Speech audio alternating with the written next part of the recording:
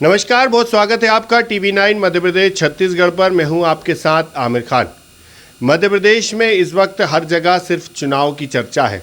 चुनाव को लेकर सबका अपना अलग अलग नज़रिया है और इस विधानसभा चुनाव में मध्य प्रदेश का कायस्थ समाज क्या कुछ नज़रिया रखता है, उस पर बात करने के लिए समाज के कुछ जिम्मेदार लोग भी हमारे साथ में मौजूद हैं।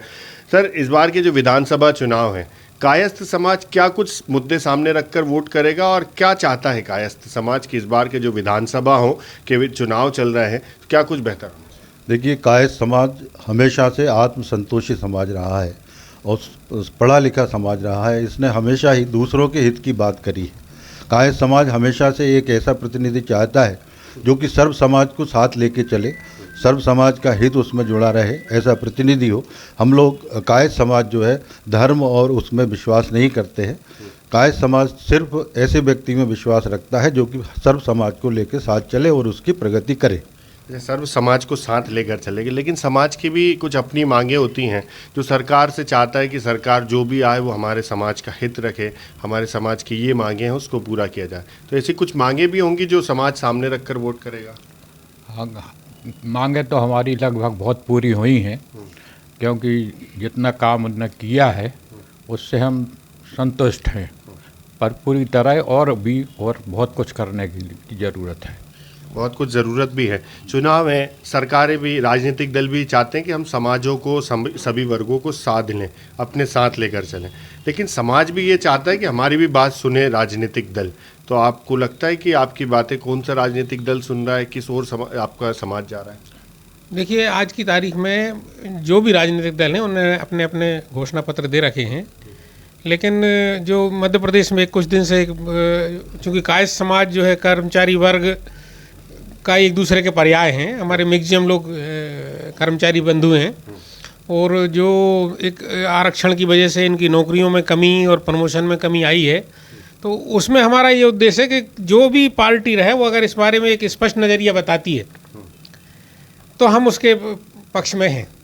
अच्छा, आपने योजनाओं की भी बात की, जैसे घोषणा पत्र दोनों पार्टी का आता है, तो आप किसकी ओर? जैसे सरकार ने भी कई योजनाएं चलाई हैं, कांग्रेस ने भी अपना मैनिफेस्टो जारी किया है, वचन पत्र, कि हम सरकार में आएंगे तो ये सब करेंगे। जैसे लाडली बहना सरकार लेकर आई है बीजेपी सरकार, तो नारी सम्मान योजना कांग्रेस लेकर आई, ऐसी कई योजनाएं भी देखेंगे।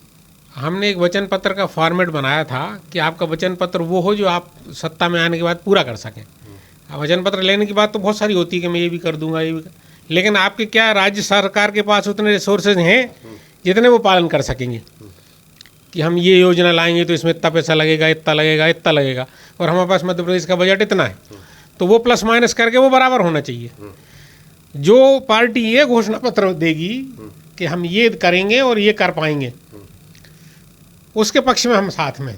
अच्छा, ये तो योजनाओं की बात हुई। समाज की अगर बात करें तो समाज का क्या नज़रिया है कि समाज इस बार वोट करने जब जाएगा तो सब उसके सामने क्या कुछ होगा? जो कायस्थ समाज के लिए सहयोग करेगा, उसका ध्यान रखेगा, उसके लिए हम लोग वोट करेंगे। जैसे कई जगह देखते हैं भाजपा कांग्रेस में अलग अलग राजनीतिक दलों में भी कायस्थ समाज के लोग होते हैं। हाँ, निश्चित होते हैं, लेकिन जिनकी कार्यप्रणाली निष्पक्ष होगी उस तरफ हम लोग जाएंगे। बिल्कुल निष्पक्ष जिसकी कार्यप्रणाली होगी, लेकिन फिर भी कई चीज़ें ऐसे हैं, जैसे राजनीतिक दल अभी बड़े बड़े मंचों से बड़ी बड़ी घोषणाएं कर रहे हैं, समाजों को साधने का भी प्रयास कर रहे हैं। और अभी हमने देखा था जब चुनाव की तारीखों की घोषणा नहीं हुई थी, उससे पहले कई सम्मेलन भी कांग्रेस और भाजपा दोनों ने किए थे। आप लोग की चर्चाएं भी हुई होंगी राजनीतिक दलों से? नहीं, कायस्थ समाज हमेशा से सम्मेलनों में विश्वास रखता है। कायस्थ समाज हमारा एकजुट रहा है, लेकिन हम लोग इस तरह से कैंडिडेट को नहीं देखते हैं कि ये कैंडिडेट इस जाति का है या इस वर्ग का है। हम लोग ये देखते हैं कैंडिडेट सक्षम है, कैंडिडेट पूरे समाज को लेकर चल सकता है, उसी तरफ हम लोग जाते हैं। कैंडिडेट या पूरी पार्टी? नहीं, हम लोग पार्टी में विश्वास नहीं करते हैं, हम लोग कैंडिडेट में विश्वास करते हैं। पार्टी के पक्षधर हम लोग नहीं हैं। कायस्थ समाज, वैसे कायस्थ समाज सनातन धर्म का पालन करता है। जो पार्टी सनातन धर्म को लेके चलती है, अधिकतर कायस्थ समाज उन्हीं के साथ जाता है। मतलब जो विकास की बात करेगा, जो समाज की बात करेगा, उसकी ओर जाएंगे आप लोग? जी हाँ, बिल्कुल। जो विकास की बात करेगा, जो विकास करेगा, हम लोग उसके साइड जाएंगे। हमारी जो मूलभूत सुविधा है, जैसे सड़क, पानी, लाइट, ये सब व्यवस्थाएं होना चाहिए। नहीं तो ऐसा है कि पुरानी सड़कें हैं जो टूटी फूटी हैं, वो नहीं चाहते सबको पानी मिले, सबको लाइट मिले 24 घंटे, अच्छी सड़कें हों, ये चाहते हैं। और रेवड़ी बांटने के मैं बहुत ही खिलाफ हूँ। वो रेवड़ी की बात कर रहे हैं आप? मैं जो ये घोषणाएं करते हैं कि जैसे लाडली घोषणा करी उन्होंने कि 1200 रुपये देंगे, 1500 रुपये देंगे, उनका 3000 देंगे। वो घोषणा करते हैं कि हम किसानों को इतना देंगे।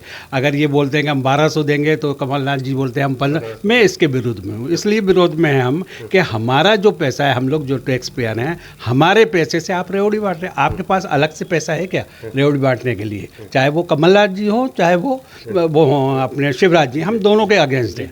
हाँ, हम ये चाहते हैं कि इस प्रकार की घोषणाएं ना हो।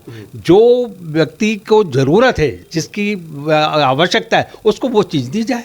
अच्छा, आप महिला भी हैं और समाज का भी नज़रिया आपके सामने होगा, तो आप क्या देखकर वोट करेंगे?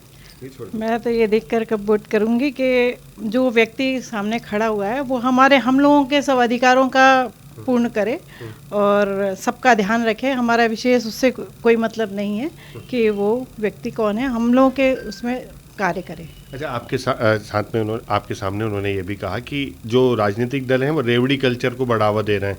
जैसे महिलाओं को साधने की कोशिश है, तो नारी सम्मान योजना हो, चाहे वो लाडली बहना योजना हो। आप तो महिला भी हैं, कैसे देखते हैं इन सबको? नहीं, हमें से रेवड़ी बांटने से हमारा कोई वो नहीं है होना चाहिए कि हमें कोई ज़्यादा मिल रहा है तो हम उसको वोट करेंगे, ऐसा हमारा कोई वो नहीं है। जो व्यक्ति सही होगा हम उसी को वोट करेंगे। महिलाएं क्या चाहती हैं कि जो सरकार अब बने 2023 में, वो क्या कुछ करे महिलाओं के लिए? महिलाओं के लिए सारे अधिकार पूरे करे और क्या।